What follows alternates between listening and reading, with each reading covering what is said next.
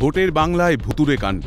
রাজ্যের অন্যতম আলোচিত কেন্দ্র বর্ধমান দুর্গাপুরে ভোটার ভূত। শুনে রোমকূপ খাড়া হওয়ার অবস্থা। চাঞ্চল্যকর খবর তুলে ধরল সিএন। দুর্গাপুর পশ্চিমের বিধানসভার শ্রমিকনগর কলোনি এলাকার বাসিন্দা অনিল চৌধুরী ও তার স্ত্রী রানুবালা চৌধুরী, দুজনেই প্রয়াত দীর্ঘদিন, অথচ ভোটার তালিকায় জল করছে তাদের নাম।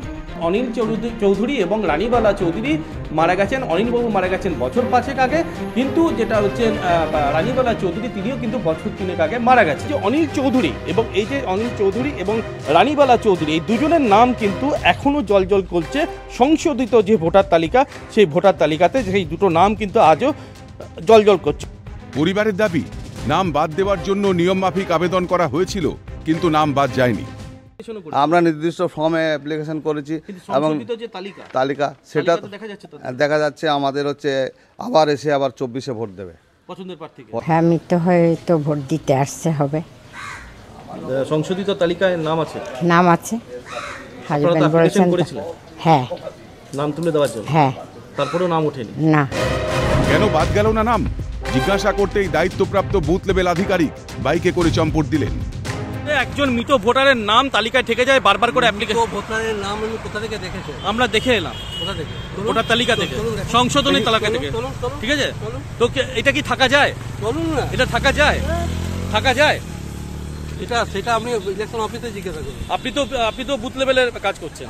আমি বুথ লেভেলে কাজ করি আর যাই করি। ভুতুরে ভোটারদের নাম বাদ দিতে কমিশনের কাছে একাধিকবার আবেদন করেছিল বামেরা, কিন্তু তারপরেও কাজের কাজ কিছু হয়নি। বিরোধীরা এর পেছনে শাসকের ভোট লুটের চক্রান্ত দেখছে।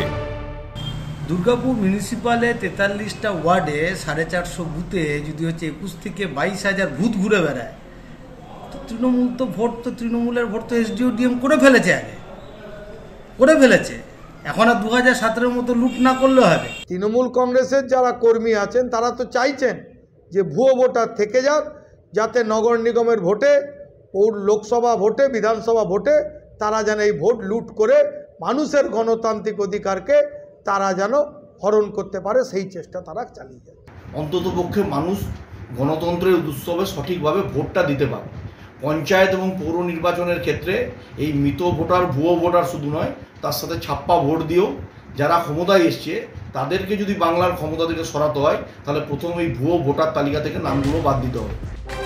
সংশোধিত তালিকায় ভুতুরে ভোটার নিয়ে বিরোধীদের অভিযোগ উড়িয়েছে তৃণমূল।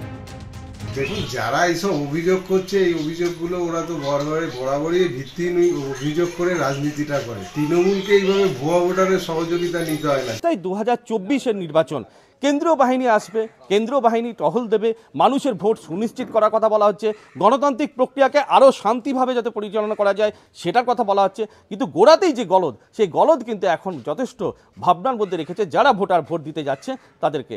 দুর্গাপুর থেকে রাজেশ সেনগুপ্ত, ক্যালকাটা নিউজ।